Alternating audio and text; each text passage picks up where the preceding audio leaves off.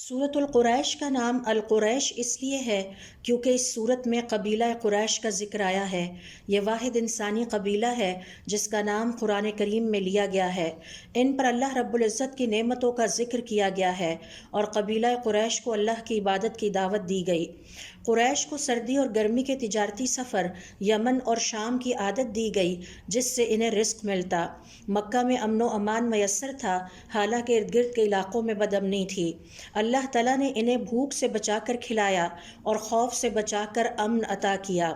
جب اللہ تعالیٰ نے قبیلہ قریش کو رزق، امن اور عزت اور فضیلت جیسی عظیم نعمتیں دیں تو ان کا فرض بھی یاد دلایا، اس گھر یعنی کعبہ کے رب کی عبادت کرو۔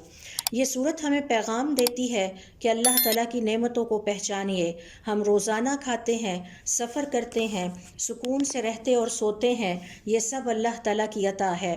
شکر صرف زبان سے نہیں، عمل سے ہوتا ہے۔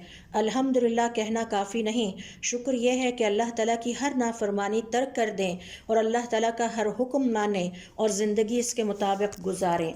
رزق اور کامیابی پر غرور نہ کیا جائے۔ ہمارے کاروبار، جاب، عزت ہماری محنت نہیں، اللہ تعالیٰ کا فضل ہے۔